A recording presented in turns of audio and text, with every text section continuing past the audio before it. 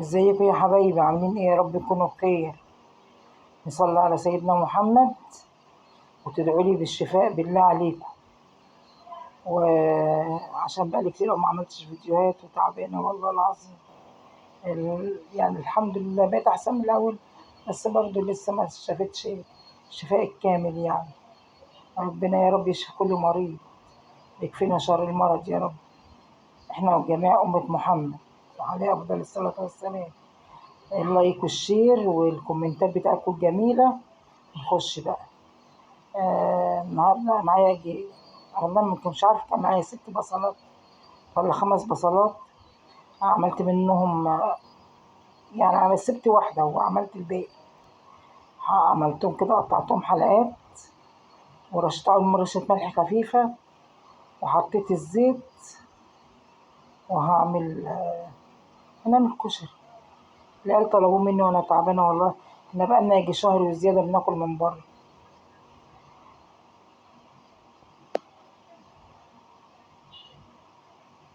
هنعمل بقى شوية كشري كده زي العسل زيكم. حط البصل على مرتين. عملت 2 ورحت حطاهم كده، وعملت 3 تانيين طلعتهم وحطيت الباقي. وهنعمل بقى الحبة الباقيين. وده خلص كمان. وعندي بصلاية بقى الصغيرة كده مقطعاها مكعبات، قطعة يعني صغيرة عشوائية كده صغيرة. قطعتها وحطيتها بقى، مش هخليها تحمر. وروك البصل جميل. والله ما عارفة أقول إيه، بس استحملوني بقى عشان تعبان. كنت ضاربة هنا شفشين قوطة في الخلاط، وكان عندي كيسين حطاهم برضه في الفريزر، رحت منزلاهم اهما. والبصل طلع جميل ناشف كده وجميل، رشة الملح خلته حلو. هنا حطيت شوية ملح. هنزل ب3 أكياس مكرونة.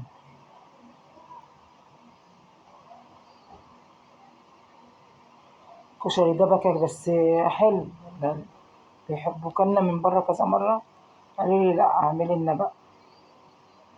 قلت الحمد لله ربنا شفاني شوية الحمد لله، وقلت بقى اعمل. يعني معنى ان انا ما بقتش انزل فيديوهات كده نسيتوني بقى خلاص؟ يعني مفيش الكلام دوت. يعني انا بنزل بخش على الفيديوهات كده بتاعت الناس اتفرج عليها، وكل واحد احط له لايك. ولو لقيت يعني بخش كمان احط اعلق لهم على الحاجات اللي بيعملوها، الحاجات الجميلة. فلازم الناس تشجع بعضيها. انا سلقت المكرونة وصفيتها. وانا بقى عملت نص كيس كده، كان كيلو سباكيتي، كان فاضل نص كيس رحت عاملاه. الصلصة حطيت عليها معلقة توم، حطيت الكمون، وهحط هو كمون وملح وحبة كزبرة. سامحوني بقى عشان صوتي منبوح كده، معرفش ليه، بقى يجي شهر وزيادة والله صوتي عامل كده. اللي بيحب حد بيستحمله.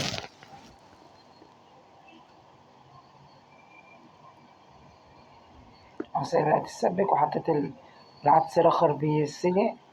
وهنا كنت عملت الرز. التليفون بحسبه شغال، اتاري مش شغال. فالرز كلنا عارفين احنا بنعمل الرز ازاي.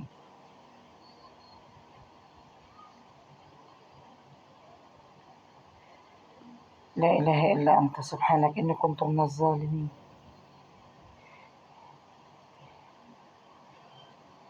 معرفش كنت سايبه الرز مكشوف ليه كده. انا عملت شويه قطه كده عملت لهم شويه دقه زي بتاعت البدنجان كده، وحطيتها عليهم جمال. هم بيجيبوا حبة قد كده في قلب العلبة، بيحطوا لهم يعني زيادة عن الكشري بمبلغ تاني غير الكشري.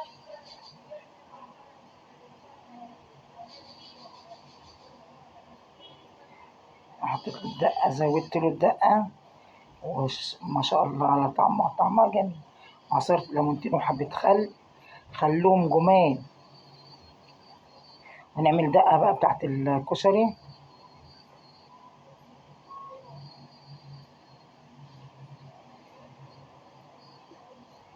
انا حطيت شوية توم كده، عليهم شوية كمون، شوية خل، هضربهم بقى في الكبة. وعصرت عصير ليمونتين، بس لسه عصير الليمون بقى لما اضرب التوم.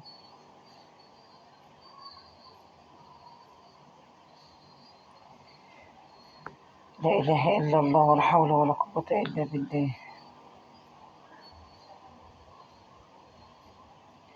الله، شو خليت انزل اللي على الغطا.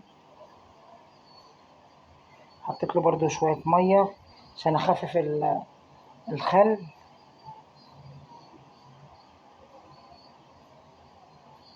عصرت الليمونة كده، ليمونتين حطيتهم عليه، خلي طعم الدقة جميل. اقسم بالله العظيم احلى من اي محلات بره. يعني لو فتحت محل ان شاء الله ربنا هيوفقني ان شاء الله. هنا الشطة بقى، كترت شوية زيت، واحط مغرفة صلصة، شوية مية صغيرين ويغلي بقى الشطة. لما عملنا الشطة كده يبقى اخر حاجة بقى.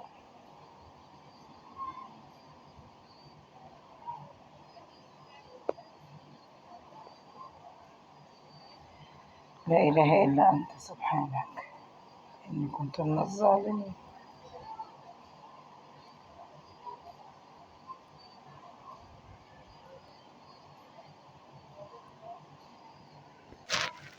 كده حطينا الكشري اهوت، والاستاذ نانا قاعد بياكل الكشري. حطيت له مكرونه ورز، بس ما حطيتش مكرونه سباكيتي.